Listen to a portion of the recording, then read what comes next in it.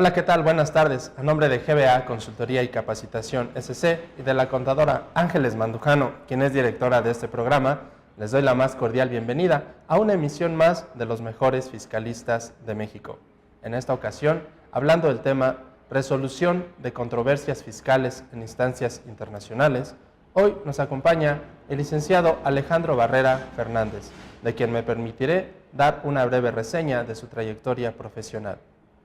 Cuenta con la licenciatura en Derecho con mención honorífica por la Universidad Nacional Autónoma de México, doctor en Derecho por la Universidad Panamericana, cuenta con la maestría en Impuestos Internacionales en New York University School of Law, becario Fulbright García Robles, en Georgetown University Law Center en Washington, D.C., en Foundation of American Law for Foreign Lawyers, cuenta con el diplomado International Aspect of Taxation.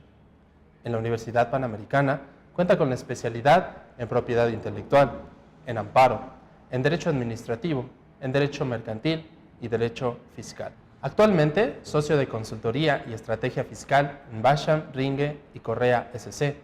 Fue asistente del gerente en Banca Privada de Probursa International. Fue pasante y meritorio en la Procuraduría Fiscal de la Federación. En su actividad docente, ha impartido las materias de Tratados en Impuestos Internacionales en la Maestría en Impuestos de la Universidad Panamericana, Impuestos Internacionales de la Maestría en Derecho Mercantil de la Universidad Anáhuac, Derecho Fiscal 1 en la Maestría de la Universidad Anáhuac, Introducción a los Impuestos Internacionales en la Maestría en Impuestos Internacionales de la Universidad Panamericana, Escuela de Ciencias Económicas y Empresariales. Derecho Fiscal 1 en la licenciatura en Derecho en la Universidad Nacional Autónoma de México. Es parte de la Asociación Fiscal Internacional Grupo Mexicano AC, en la Barra Mexicana Colegio de Abogados AC, Comité Fiscal Internacional de la Asociación de Contadores Públicos y de la Asociación Nacional de Abogados de Empresas ANADE, en Fulbright Scholar Association. Los dejo en la conducción de este programa con el licenciado Miguel Ángel Villa Beltrán. Gracias. Hola, ¿qué tal amigos? Buenas tardes. Transmitiendo para ustedes desde el centro de la Ciudad de México en su programa Los Mejores Fiscalistas de México, a nombre de la contadora Ángeles Mandujano, titular de este programa y de esta institución, GBA Consultoría. Pues vamos a iniciar el día de hoy nuestro programa en presencia del licenciado Alejandro Barrera Fernández. Alejandro, bienvenido. Gracias. Muchísimas gracias por aceptar la invitación. Gracias a ustedes. En esta ocasión, con el tema resolución de controversias fiscales en instancias internacionales. Así es.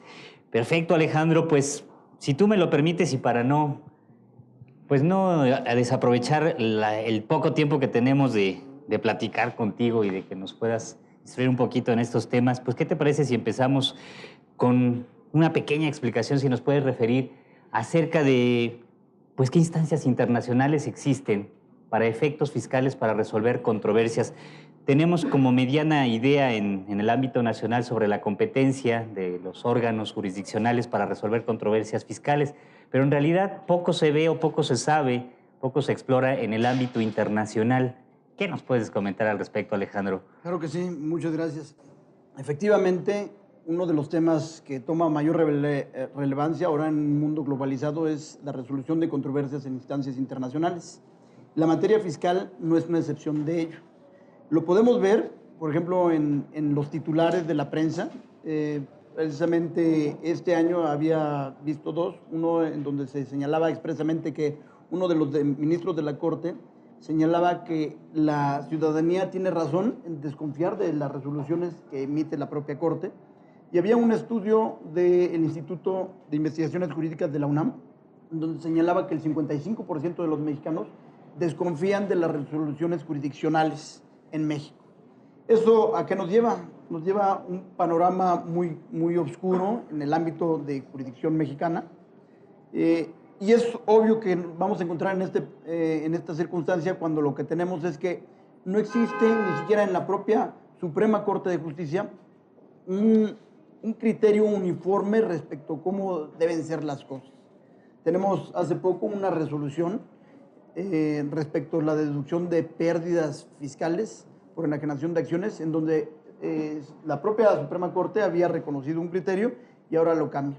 Y como eso, todo el mundo tiene miles de historias en donde los criterios de proporcionalidad, de equidad, de legalidad van cambiando constantemente en la Corte y no tenemos un criterio uniforme. ¿Eso a qué nos lleva? Eso nos lleva a incertidumbre. Y es uno de los aspectos que son más difíciles para un inversionista tener en un país. Cuando vas a tomarse las decisiones, lo que más quiere tener un inversionista es certidumbre sobre qué es lo que va a pasar. Y es un aspecto que desgraciadamente no tenemos en México. Por supuesto, sobre las cargas tributarias. Exactamente. O sea, si vas a invertir, Sí. debes de tener certeza sobre cuáles van a ser tus cargas tributarias. Sí. Y si la misma Corte está cambiando de criterios, sería, corrígeme si estoy en un error entonces, Alejandro, una de las ventajas de acudir a las instancias internacionales sería a lo mejor un poquito más de solidez en cuanto a los criterios.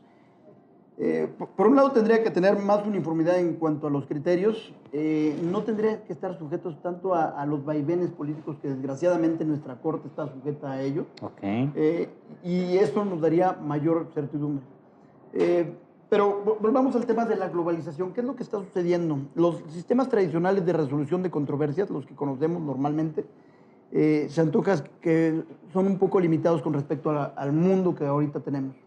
Un mundo en donde los intercambios de información es muy relevante y se vuelven inmediatos, en donde el intercambio de bienes es importante, pero puede ser más importante todavía en monto, el intercambio del conocimiento, del know-how que se hace por vía electrónica. Entonces, los sistemas tradicionales que tenemos se antojan que son demasiado formales, demasiado rígidos. Aquellos en donde si no se utilizó una palabra sacramental, entonces estamos en una posibilidad de perder un asunto porque no se acompañó una copia o porque no se utilizó una palabra.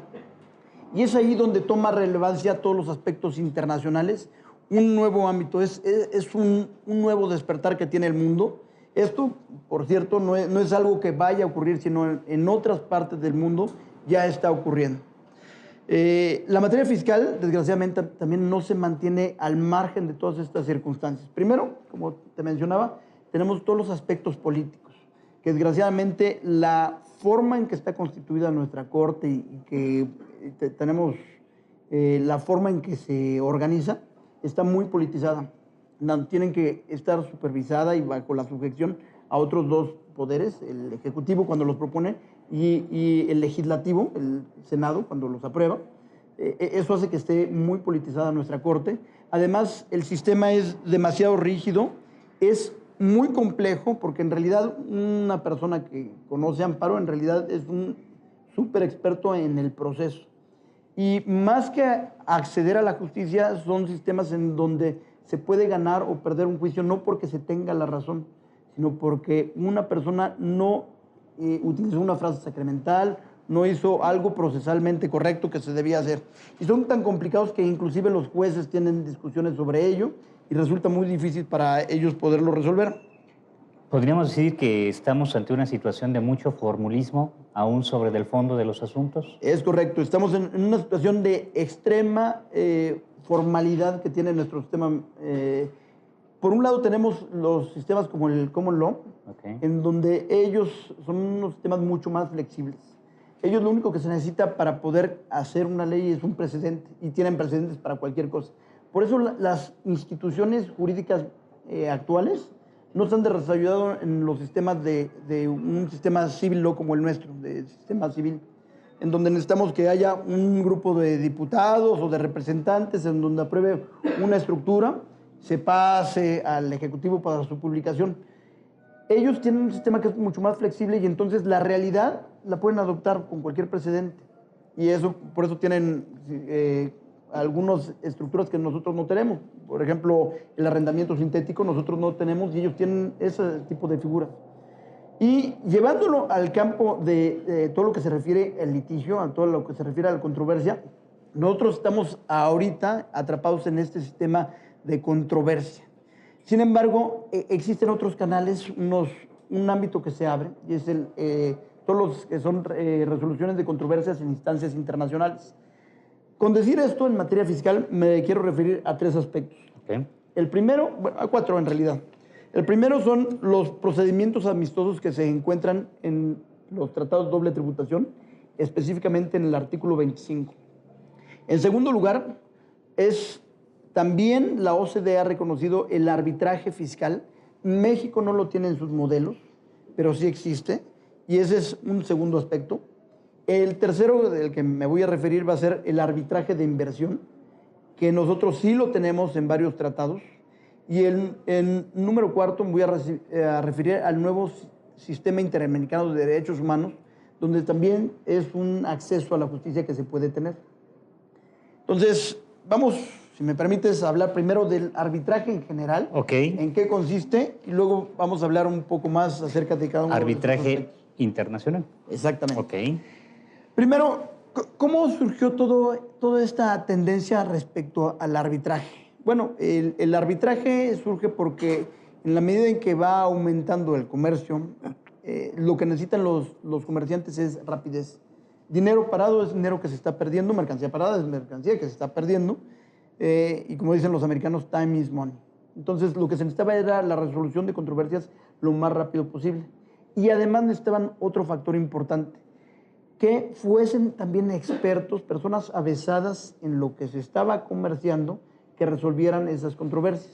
Perdón, Alejandro, que te interrumpa a lo mejor un segundo.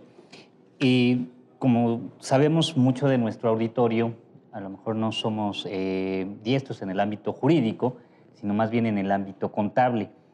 Y permíteme interrumpirte ya para hacer un pequeño paréntesis. ¿Cómo podemos distinguir un arbitraje de lo que a lo mejor medianamente tenemos por idea de un juicio?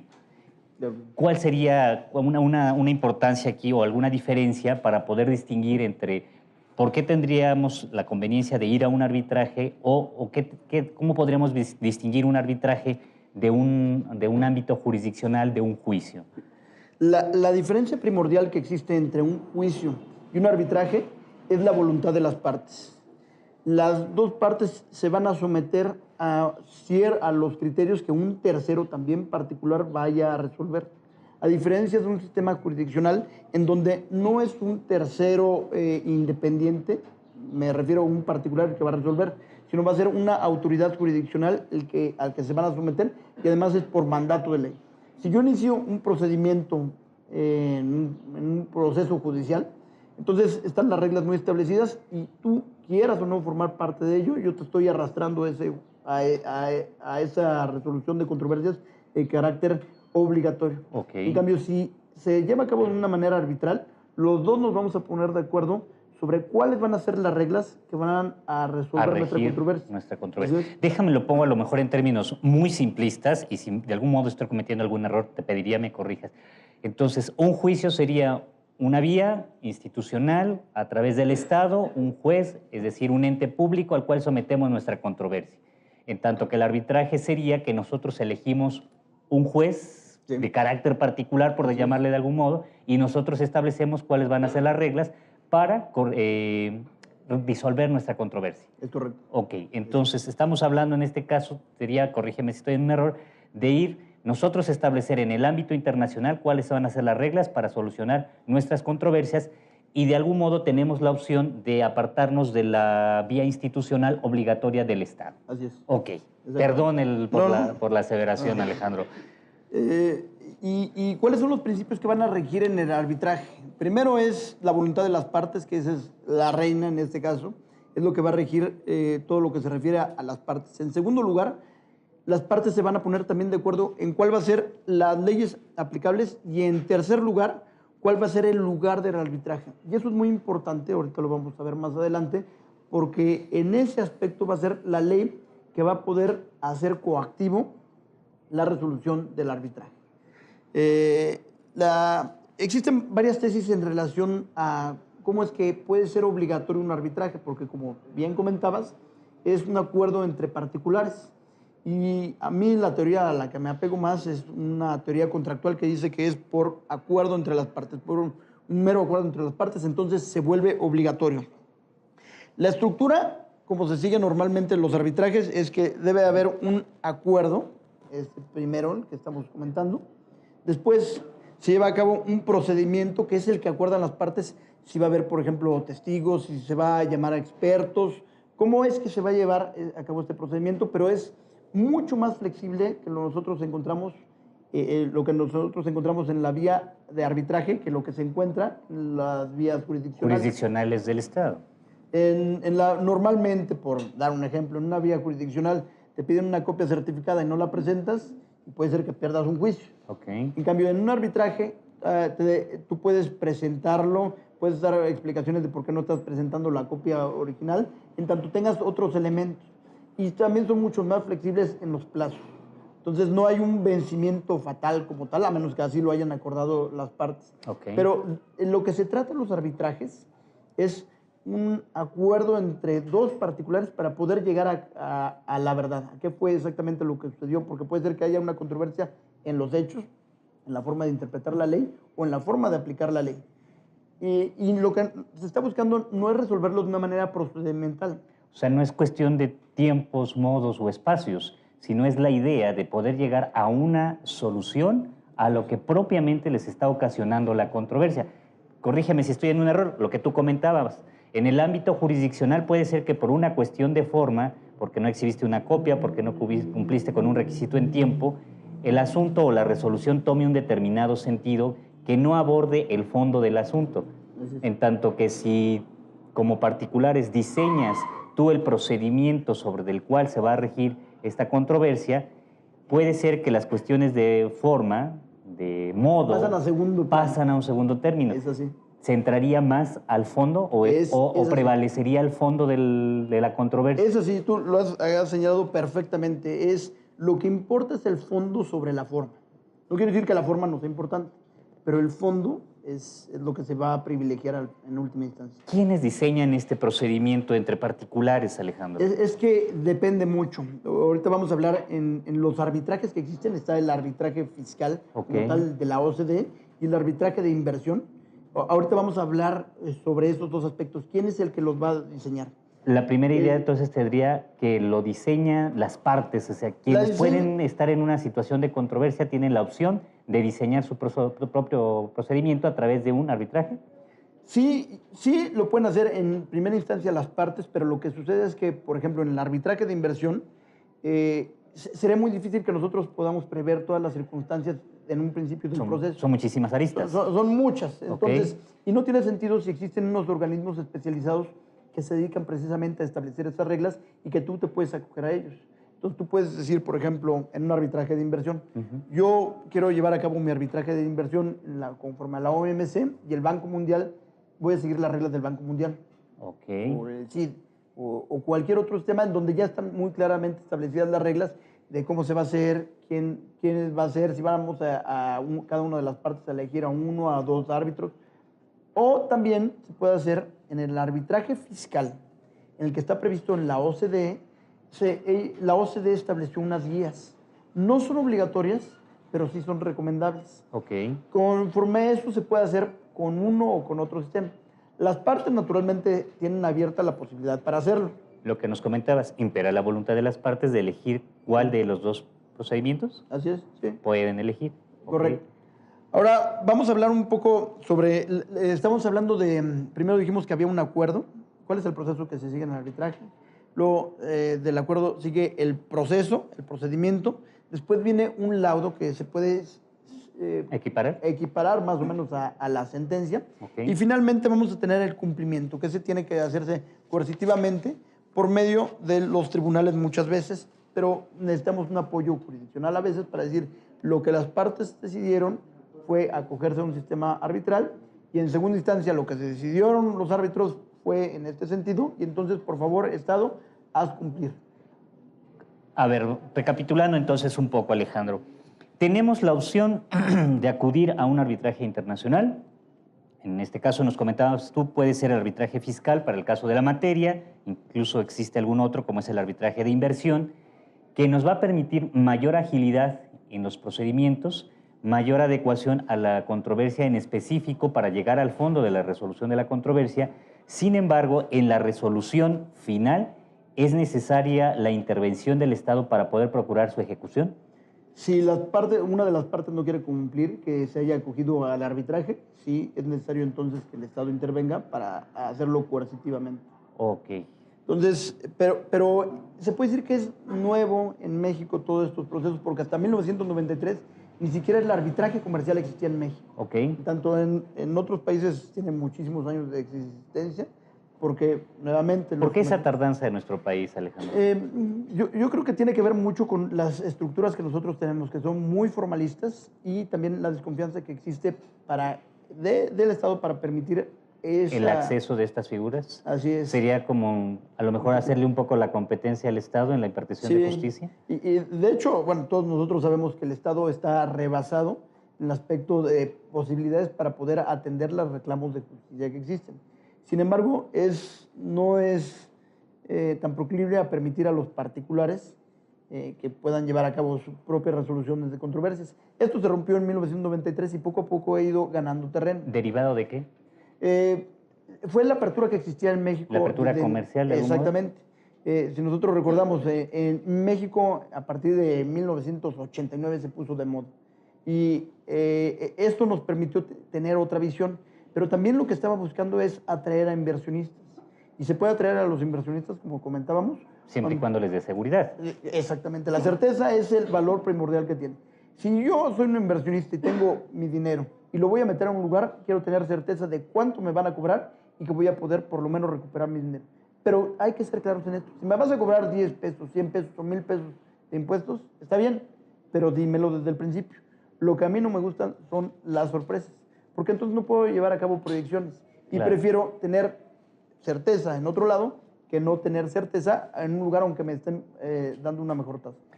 Lo cual implicaría, salvaderecha de tu mejor opinión, que si el Estado propiamente no nos está dando la certeza sobre las cuestiones tributarias, le queda como opción a los inversionistas internacionales que vienen ya trabajando con estas figuras, el buscar mejor someterse a este tipo de instrumentos de solución de controversias. Desgraciadamente no es tan fácil como se antoja que debería ser. ¿Cómo escogerlo nada más? Sí. Lo que sucede es que específicamente por lo que se refiere a los procesos fiscales internacionales, nosotros tenemos el modelo convenio de la OCDE. Okay. Y dentro del modelo de convenio de la OCDE, ahí lo que viene previsto son las formas en que se van a poder resolver controversias en instancias internacionales cuando se trata de dos estados. Es una situación muy curiosa, porque ahí los tratados internacionales están firmados por dos estados y, sin embargo, el que va a estar sometido a una controversia va a ser un particular. Entonces, un particular, por ejemplo, no está de acuerdo en la forma en que se está interpretando alguna norma del tratado, y entonces el proceso como se sigue es que dentro de los 3 años siguientes a esa violación tiene que acudir con su propia autoridad, que se llama autoridad competente, y le dice que algo está sucediendo, que no se está aplicando correctamente el tratado.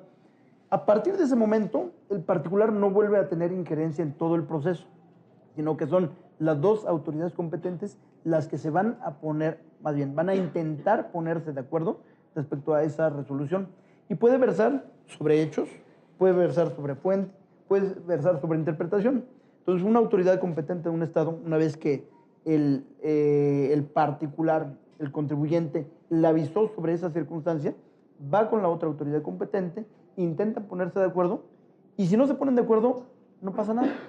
A ver, recapitulando un poco entonces, Alejandro, déjame ver si estoy llevando esto en términos simplistas, si quieres verlo así, pero sí es correcto. Es decir, aunque el contribuyente es el afectado, únicamente juega el papel de denunciante. Así es. Denuncia la situación que le está afectando, pero a partir de que hace su denuncia ya no tiene ninguna intervención. Así es. Y propiamente las partes en controversia son los estados o las autoridades competentes. Así es. Si logran ponerse de acuerdo ellas, y esto trae una repercusión positiva para el contribuyente, bien. Pero si no logran ponerse de acuerdo, Alejandro. No sucede nada. Y esa es una de las grandes críticas que se habla al procedimiento amistoso que existe actualmente, porque está muy encaminado, muy enfocado en favor de los estados. Lo que están buscando los estados en estos dos casos es no perder la soberanía tributaria. Okay. Siempre es una gran preocupación que tienen los estados sobre de que se vaya a perder su derecho ¿Potestad? Su potestad sobre la política fiscal, y que haya un sistema, por ejemplo, de precedentes. Entonces, por eso no es transparente este sistema y es prácticamente a puerta cerrada, y los contribuyentes no tienen acceso a saber qué es lo que está pasando. Simplemente las partes van a intentar resolver, pero en realidad no hay una obligación como tal de resolver. Si llegan a un no acuerdo, porque pueden disentir los dos, entonces el peor de los mundos lo puede tener un particular, en donde lo que puede estar sucediendo en ese caso es que esté sujeto, por ejemplo, a una doble no tributación. Que digan, mira, yo creo que es de esta manera, el otro estado dice, yo creo que es de esta otra manera, y se acabó. No pasa nada. Además, otra circunstancia muy importante es que los plazos son muy largos.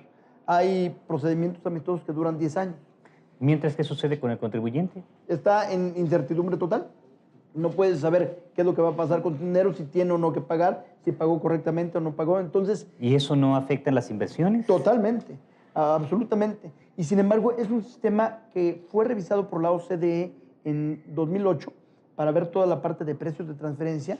Y en esa revisión que se hizo de precios de transferencia, lo que se concluyó finalmente es que debía continuar el procedimiento amistoso como tal. Sin embargo, hay una luz de esperanza porque en el 2008 se incluyó una cláusula arbitral.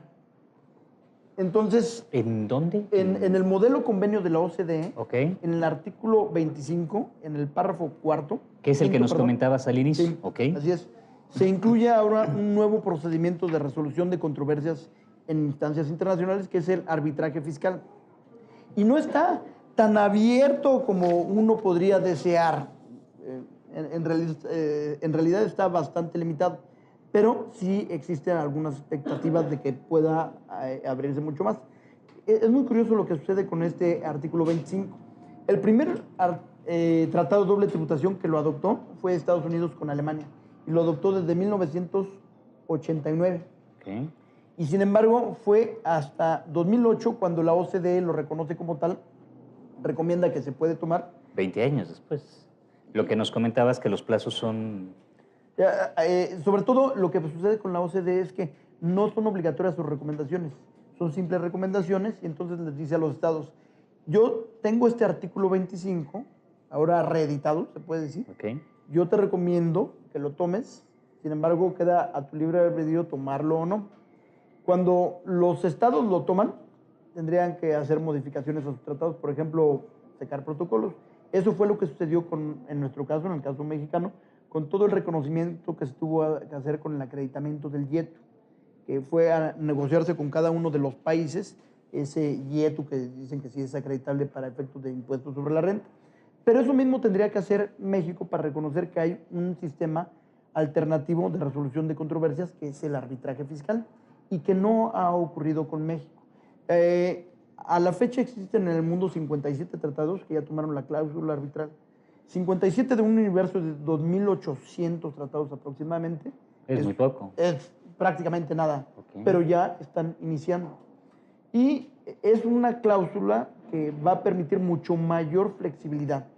Ahora, no es una cláusula de un derecho universal, porque de estos 57 tratados lo que ha sucedido es que se han calificado y clasificado en varias partes.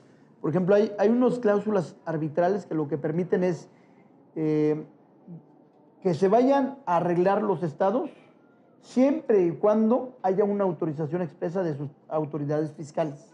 Hay otras cláusulas arbitrales dentro de este universo de 57 que existe, que lo que está diciendo es que además de esa autorización de las autoridades fiscales, se necesita un intercambio de notas diplomáticas. Eso es el nivel más difícil. Hay otros que por el contrario no hacen eso, sino que lo hacen automático y dicen, si después de 2 años no se ha podido resolver una controversia en un sistema de resolución de controversias mutua, entonces automáticamente va a entrar esta cláusula arbitral. Y hay unos cuantos que lo que dicen es que se va a permitir el arbitraje de una manera mucho más flexible en cuanto lo solicite el contribuyente. Esto es el menor de los casos. Como te decía, lo que sucede en materia fiscal es que siempre las autoridades fiscales están muy preocupadas por la posibilidad de que pierdan autonomía en la determinación de sus propios impuestos. ¿Sería entonces correcto decir, Alejandro, que aunque ofrece ciertas ventajas el arbitraje internacional en materia fiscal, no se ha accedido tanto a él derivado del miedo de los estados a perder Es correcto. potestad tributaria? Es totalmente cierta esa aseveración. ¿Y es fundada esa aseveración, no sé, ese temor de los estados a perder esa potestad tributaria? ¿Verdaderamente ocurre o debiera analizarse más a fondo por parte de los estados, Alejandro? Yo creo que se debería analizar más a fondo esa posibilidad de los estados, porque la certeza es lo que nos va a ayudar a todos, inclusive a las propias autoridades les puede ayudar mucho más. En el caso de nuestro país, Alejandro, ¿qué ventajas nos representaría o qué desventajas nos representaría el poder acceder? Porque nos comentas que no es algo tan difundido ni tan usado. Ventajas existen varias, tanto para particulares como para autoridades. Un gran beneficio que podríamos tener es, primero que nada, en materia internacional, es en realidad muy limitado el universo de expertos en materia fiscal internacional. Y entonces con eso estaríamos garantizando que sea una persona que es experta en esa materia la que vaya a dar una respuesta. Porque no es suficiente con que sea fiscalista, no es suficiente con que sea un experto, se necesita que sea un experto fiscalista en materia internacional. Número dos, serían mucho más cortos los plazos que actualmente, imagínense, un procedimiento amistoso actualmente que dura 10 años, la incertidumbre que genera, la poca inversión que eso puede atraer. Una parte importante también que yo creo que va a beneficiar al Estado es que le va a dar la flexibilidad para que pueda el propio Estado liberar algunos de sus recursos, ya que no van a tener que estar atendiendo casos excepcionales. Y tan específicos, Así o sea, es. poner a toda la administración jurisdiccional a la atención muy concreta de asuntos muy específicos, ¿no? Sí. Y además, no se resuelve en una instancia, sino que son varias instancias jurisdiccionales, que eso vuelve a quitar recursos y vuelve a quitar recursos y lo vuelve a hacer, y al final no sabemos si lo que va a resultar va a ser algo que, si estuviera garantizado que va a ser a prueba de balas y que está bien revisado, pero muchas veces son causas procedimentales las que resuelven los asuntos. Lo que nos comentabas. Así es. Es decir, que no importa qué tan trascendente sea el fondo, en el ámbito público jurisdiccional, pueden llegarse a resolver, como lo hemos visto en criterios de la Corte, por cuestiones procedimentales y no de fondo, situación que no se replica en el ámbito del arbitraje. Es correcto. Fíjate, muy interesante, Alejandro, fíjate que me hace por aquí un poquito de eco. Nos comentas acerca de procedimientos amistosos y por otra parte la cuestión de los procesos arbitrales. ¿Podemos abundar un poquito sobre las diferencias entre uno y otro? Claro. ¿Y qué relación habría entre ellos? Sí, claro. El procedimiento amistoso es el que actualmente reconoce la OCDE en el artículo 25 y es el que hablábamos, que es el proceso entre los dos estados, en donde la única ventaja que se tiene es que no se van a seguir las vías diplomáticas tradicionales para resolver una controversia sobre la aplicación de un tratado fiscal internacional. En tanto, el arbitraje como tal, lo que va a resolver es, puede ser los hechos o las circunstancias o la aplicación de un tratado, pero no entre los estados como tal, sino el particular va a ser una parte. Y eso, bueno, eso se antoja para todos que es lo más deseable. Que la parte afectada, como son los propios particulares, los contribuyentes, puedan participar en una parte del proceso para levantar la voz y decir, a mí me está afectando de esta manera esta circunstancia. Y no solo dar a conocer. No solo denunciar la denunciarlo nada más de esa problemática sin tener alguna certeza de que se va a resolver. Entonces, eso es, yo creo, el carácter más importante, lo que distingue más un procedimiento amistoso de un arbitraje como se puede presentar. ¿Sería correcto entonces caracterizar el procedimiento amistoso como algo más general, más abstracto, más entre los estados y el procedimiento arbitral más aplicado a situaciones muy concretas en donde ya se ven específicamente afectados e interviene a través de una denuncia, por llamarle de algún modo muy simplista, el contribuyente? Es exactamente así. Pero ambos son medios son instancias internacionales de resolución de controversias. Ahora, comentabas ya acerca de las problemáticas que representa para nuestro país. Sin embargo, también nos mencionabas que no es algo tan difundido entre otros países también. ¿Por qué, al igual que en México, no se ha difundido esta idea del arbitraje internacional en el ámbito fiscal en otros países? Tiene que ver con dos factores. Número uno, que es relativamente nuevo cuando lo aceptó la OCDE, 2008 a la fecha. Ok. Y si contamos que son 57 tratados, lo tienen, es poco, pero en realidad los está poco a poco ingresando dentro del ámbito O internacional. sea, aunque aún es escaso, va incrementando el acceso a este Sí. tipo de medios. Yo como lo puedo prever es que va a ir en aumento el arbitraje fiscal internacional y específicamente en el caso de México no lo veo previsible porque sucede mucho en México que hasta que ha sido probado en otros países. Muchas veces es cuando nosotros asumimos esa figura porque así no corremos el riesgo de cometer errores y Ok. ser los primeros. Entonces es con cierta cautela y es entendible. En esa tesitura, Alejandro, ¿quiénes irían al frente con este tipo de instrumentos? Bueno, ahorita ya están los países europeos, Alemania, Estados Unidos, Bélgica y me parece que Francia han ido adelante con estas modificaciones que se han hecho.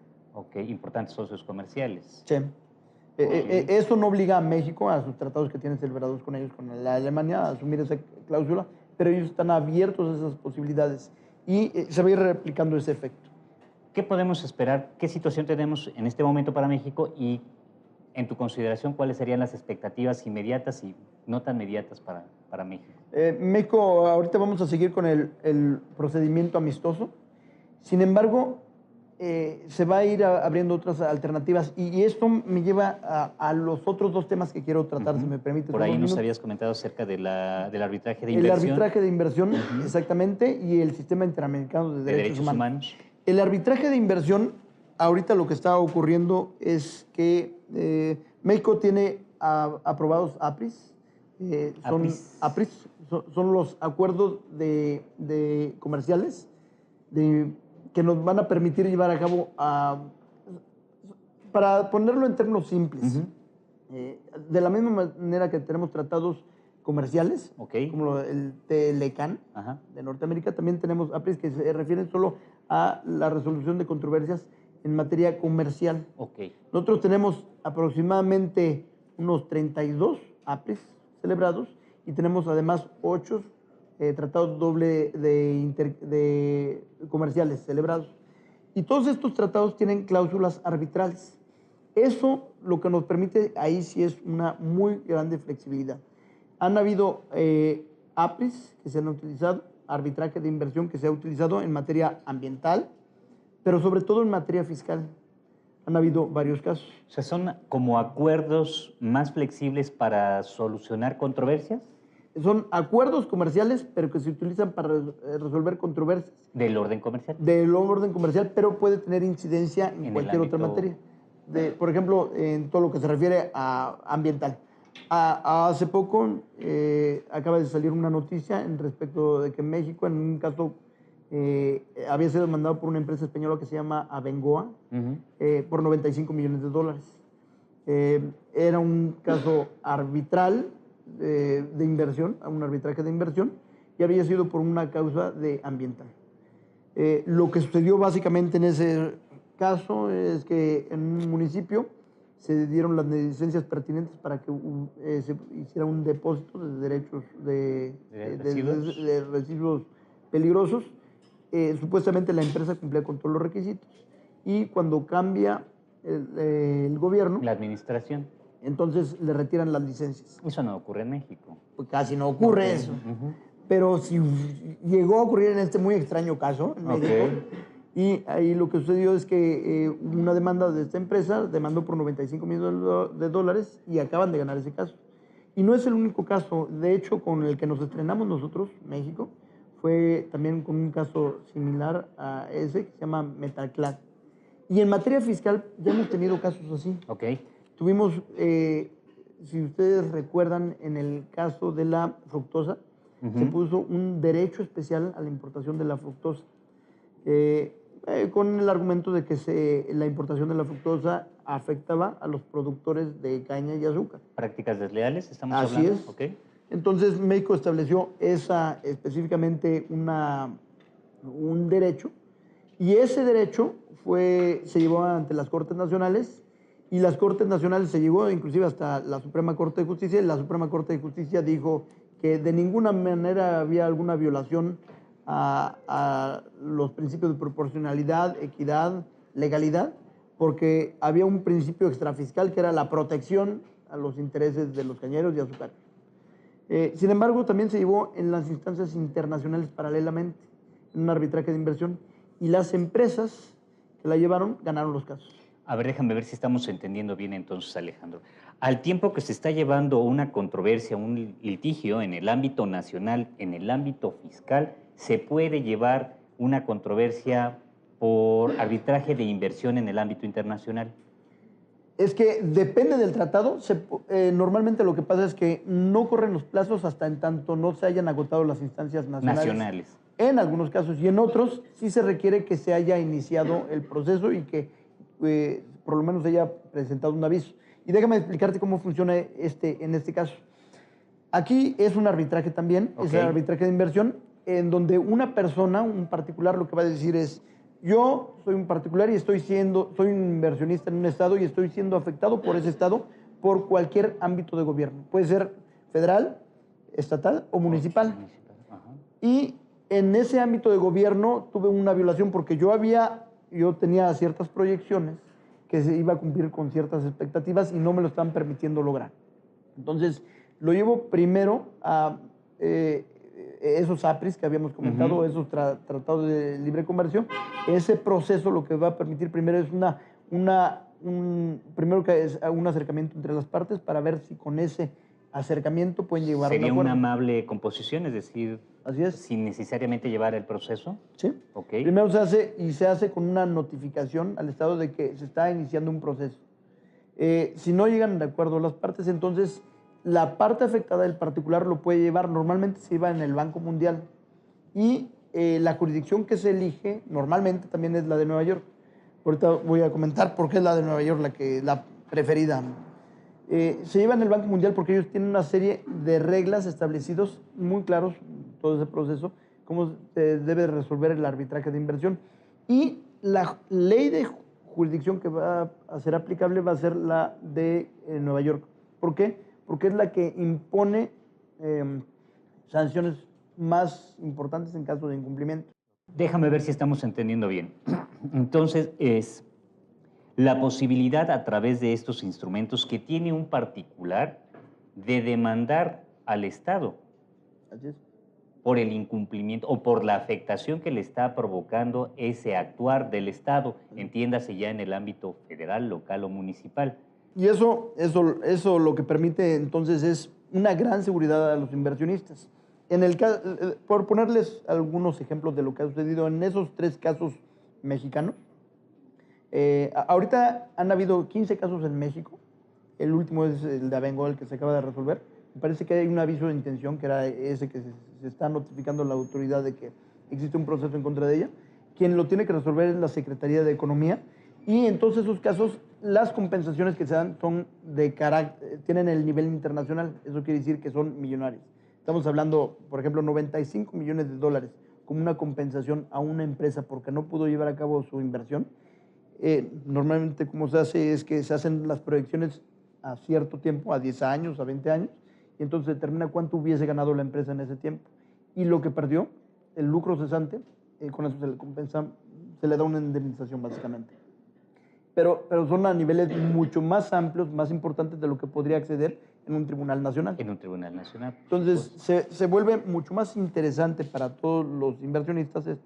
Y debe de haber cierta educación sobre a los gobiernos federales, estatales y municipales sobre estas circunstancias, porque muchas veces consideran los gobiernos locales que ellos están fuera de este ámbito porque se trata de una afectación federal, que ellos solo retiraron una licencia y que no va a pasar nada. Y sí pasa. Y sí sucede. Y tiene una afectación importante. A lo mejor visto desde otra óptica, Alejandro, ¿quiere decir entonces que un inversionista que viene a nuestro país y verifica que el Estado tiene celebrados estos APRIs, Sí. le da mayor certeza sobre que en caso de una afectación que pudiera sufrir su inversión derivada de la acción del Estado, tiene un elemento más allá de la jurisdicción nacional, tiene un elemento en el ámbito internacional? Así es. De hecho, lo que sucedió en esos casos que hablamos de la fructosa es que la Suprema Corte emitió sentencias diciendo que no había ninguna violación, no otorgaba el amparo. Y sin embargo, internacionalmente se le dieron compensaciones millonarias a las 3 empresas que estuvieron participando en estos asuntos. Entonces, quedó subsumida la justicia nacional porque estaba politizada, estaba muy afectada por aspectos formalistas, a una, no la quiero llamar a una cuarta instancia, pero a una instancia internacional. ¿Supranacional? Sí, de alguna manera sí, aunque no nos gusta llamar metamos así. En la filosofía sí de la jerarquía normativa, ¿sí? ¿no? Y México tiene que pagar. Ahora, ese es un aspecto muy importante que sucede. No solo con México, sino con cualquier país. Lo que sucede es que hay sanciones si no cumples. Por ejemplo, Al te quedas... Estado. Sí, al Estado. Al Estado en general. Entonces, te puedes quedar sin créditos, por ejemplo. ¿Por parte del Banco Mundial? Sí. Ok.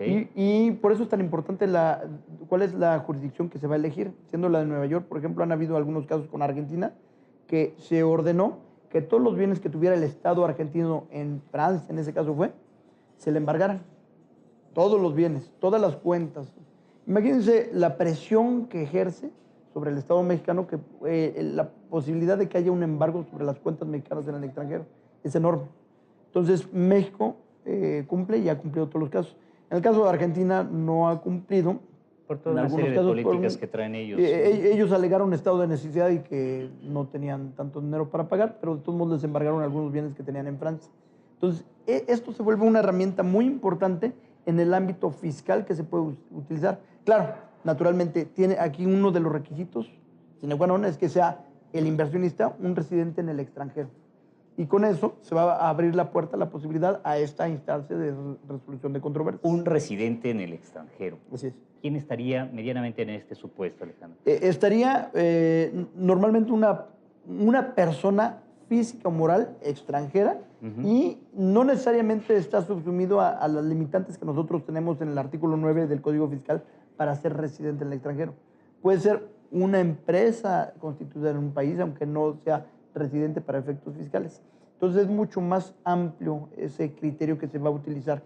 Lo único que tiene que ser es que califique para efectos del tratado como una parte protegida por ese tratado. Eso sí es uno de los requisitos. Pero se ha vuelto una herramienta que se utiliza en todo el mundo. De hecho, si recuerdas el caso de Repsol, que se está argumentando con Argentina, no se puede evitar que un Estado, en ejercicio de su derecho soberano, vaya a expropiar propiedad de un particular. Pero lo que sí se puede hacer es demandarle a ese Estado que las indemnizaciones tengan una estatura internacional. Sean justas, Exactamente. de algún modo, ¿no? Que eso es lo que se estaba reclamando y es a donde se está viendo si eventualmente puede haber una reclamación de tal envergadura hacia el Estado, hacia Argentina. Okay. Y hay otro caso que me gustaría comentar, si me permite unos minutos. Por supuesto, adelante. Que es el Sistema Interamericano de Derechos Humanos. De hecho, esa era la siguiente pregunta. Nos ibas a comentar acerca de este tema. Sí, está ahorita muy en boga en México todo este tema por la reforma constitucional que tuvimos en 2011. Y es curioso porque unos pocos años antes... Solo hablábamos de garantías individuales y derechos humanos era una cuestión netamente teórica. Así es. Que hoy día está inserta en la Constitución, pero bien a bien no nos termina de quedar claro a qué se debe. Así es. Y qué implicaciones tiene. Tienes toda la razón. Ese es el gran cambio que existe en México, porque lo que antes se antojaba que no existía o no se favorecía, ahorita sí existe. Y hay un intercambio de ideas sobre esto que es muy extraño. Por ejemplo, vi una resolución de un juez de distrito en donde estaba negándole un amparo a una empresa, porque alegaba que las empresas no pueden tener derechos humanos. Si fuese como tal, entonces pues estaríamos acabando con todas las posibilidades de defensa de una empresa en todos los sentidos. Podríamos hablar que vamos a violar los derechos de lo que sea, ¿no? Vamos a poderla extinguir, vamos a poderle usurpar su propiedad, una expropiación sin pagar, porque no tiene derechos. No tendría derecho a oponerse a la opresión. Exactamente. Tan simple y sencillo Así como es. eso, ¿no? Y ahorita lo que ha sucedido es que la Suprema Corte ha estado empujando mucho esto. Y sin embargo, esto tiene mucho más tiempo en México. Lo que pasa es que no se había asumido como tal. y además solo se había asumido por las ONGs mexicanas. Ok. En tanto, ¿sí? ¿Qué fue lo que firmamos o qué fue lo que firmó el Estado mexicano, Ale, que entonces vino a repercutir en todo nuestro sistema jurídico? Lo que sucedió es que desde el 2000 aproximadamente hubo un tratado internacional en donde se daba el reconocimiento que tenía de la Corte Interamericana de Derechos Humanos. Eso por un lado. Sin embargo, no había permeado en nuestro sistema judicial, no se había entendido como tal. Y fue hasta que se dé ese cambio constitucional donde se asume como si hubiera un cambio realmente que existe. Pero no es por la Constitución. Si la Constitución no se hubiera cambiado, de todos modos, nosotros ya tendríamos esos modificaciones. Esa obligación. Porque ya la habíamos asumido internacionalmente. Y este sistema es muy interesante y también ofrece una alternativa de resolución de controversias en instancias internacionales en materia fiscal. Ok. Lo digo como tal y con tanta certeza porque se da en la Corte de Justicia Europea, se dan casos donde hay reclamaciones en materia fiscal, donde las reclamaciones son en el ámbito de los derechos humanos que tienen las empresas. Y se ha reconocido en esa Corte que sí pueden tener derechos humanos las empresas en tanto atrás haya un accionista que sea una persona. Okay. Entonces puede ser en varios niveles después, pero si hay una violación a una persona, entonces sí hay ese derecho y sí puede haber esa violación. Y se han defendido esos derechos. Nosotros estamos caminando hacia allá. Nosotros ahorita estamos prácticamente... ¿En pañales? Pero yo creo que más allá de pañales Ok. todavía como nos encontramos. Apenas estamos gestando estas ideas. Pero las tenemos que asumir con mucha responsabilidad qué es lo que está pasando y entenderlas perfectamente de qué se trata eso. No trata de volver un sistema que sea proteccionista para unos. Yo recuerdo que una vez algún ministro de la Corte me comentó que el amparo de los pobres eran los derechos humanos. Okay. Y en realidad eso, aunque es cierto, es terrible esa figura. Se tiene que entender con mucho más responsabilidad qué son los derechos humanos y cómo funcionan. No trata una protección a violadores o asaltantes. Se trata de dar una nueva protección mucho más amplia a las personas. De derechos inherentes a las personas físicas y morales. Y eso incluye, aunque no le guste al Estado, la parte fiscal. En algunos casos, algunos ministros habían comentado inclusive que no se debe dar una protección, no tienen garantías las empresas en materia fiscal, porque si no nos gustan los impuestos, entonces debemos de votar por otras representantes. Por otros representantes. Y no se trata de eso, se trata de que no podemos asumir la teoría Vallarta ahorita, cuando lo que ha pasado es que podemos tener una clara violación a nuestros derechos patrimoniales económicos, a pesar de que las leyes están hechas de alguna manera y pueden estar mal hechas, y sin embargo yo puedo tener una afectación. Se me ocurre, déjame ver si no me estoy saliendo del tema y si no te pediría me encauces en ese sentido, Alejandro. Por ahí la situación que tenemos hoy día sobre la declaración de inconstitucionalidad de una ley que tiene efectos para todos. Si logramos que una ley sea declarada inconstitucional, podría tener efectos para todos, es decir, que a todo mundo se le dejara de aplicar esta ley, excepción hecha del ámbito fiscal. Sí. ¿Por qué dar este tratamiento al ámbito fiscal así? ¿Y qué repercusión o qué implicación tiene también en el ámbito de los derechos humanos que nos estás comentando? Yo creo que volvemos a lo que habíamos comentado en un principio respecto a la preocupación del Estado de perder recaudación y la soberanía de política fiscal. Okay. Sin embargo, hay que asumir también otra cosa. En tanto haya mayor claridad y transparencia para los particulares, es más probable que vayamos a tener más inversionistas. El hecho de que nosotros estemos excluyendo algunas materias, eso no va a favorecer mucho a la imagen que estamos dando al inversionista. En específico en la materia, el inversionista va a venir por las mejores condiciones y no necesariamente porque México sea un paraíso fiscal. Viene porque hay buenas condiciones para llevar a cabo inversiones en el país y eso es de lo que se trata. Una de las partes primordiales y esenciales de las condiciones es la certeza. Las exclusiones que se hagan, como la que estás comentando, como la que ya habíamos hablado sobre los arbitrajes, eso en nada contribuye a la posibilidad de que México tenga un mejor grado de inversión. Yo creo que muy por el contrario nos afecta. En el ámbito internacional nos comentas, Ale, a lo mejor en Europa, o no sé, tú nos podrás orientar mejor en ese sentido. ¿Existe algún caso en particular, algún caso muy concreto sobre, o que se hayan hecho denuncias de violaciones a derechos humanos en el ámbito fiscal? ¿Algún caso en particular Han habido algunos casos o intentos al respecto? En Europa han habido, y en América es curioso, pero donde tienen una teoría más desarrollada sobre derechos humanos es en Sudamérica. En todo lo que se refiere a la reclamación que se puede llevar a cabo, y inclusive existen firmas, o como ellos, ellos no le llaman firmas, pero le llaman estudios jurídicos, en donde analizan específicamente y se dedican exclusivamente a la protección de derechos humanos. Y con eso hay una serie de reclamaciones. Hubo algunos casos que se hicieron, por ejemplo, en Perú, Irchenbroisten, creo que se llama el caso. Hubo algunos de inversionistas en Uruguay también, en donde son reclamaciones económicas. Y gran parte, por ejemplo, tiene que ver sobre la posibilidad de que el Estado no puede expropiar sin causa justificada. Y eso es precisamente los impuestos que son excesivos. Lo que nosotros llamamos proporcionalidad, equidad, es lo que se conoce en el ámbito de los derechos humanos al derecho a no expropiación sin una compensación adecuada. O, por ejemplo, el debido proceso es lo que nosotros podríamos llamar nuestra legalidad. Okay. Entonces, con todo esto lo que quiero decir es que se abre un gran campo y un amplio campo internacional de defensa de los derechos de los contribuyentes. No están agotadas las instancias nacionales, pero yo creo que son alternativas que se pueden asumir y acoger, y con muchas muy buenas posibilidades de éxito.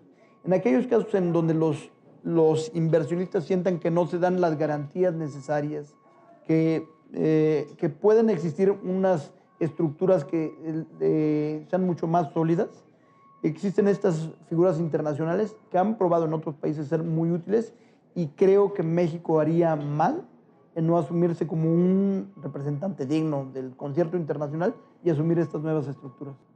En el ámbito de nuestro país, Ale, hoy día es posible que una empresa, una persona moral pueda hacer o llevar a una solución de controversias, a un ámbito de controversias internacionales, una problemática fiscal, obtener la resolución a una controversia fiscal en el ámbito internacional, llevarlo a un... Sí se puede, por ejemplo... ¿En el ámbito de los derechos humanos? En el ámbito de los derechos humanos sí se puede, pero se tiene que acreditar, que es uno de los requisitos que tiene. Una parte que me faltó comentar es que el Sistema Interamericano de Derechos Humanos tiene dos partes.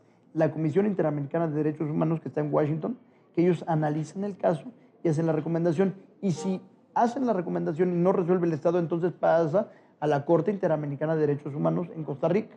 Entonces tiene, digamos, como dos partes. Una de amigable componedor, en donde va a estar esta comisión, y otro en donde ya tiene carácter obligatorio esta comisión, y esta Corte Interamericana.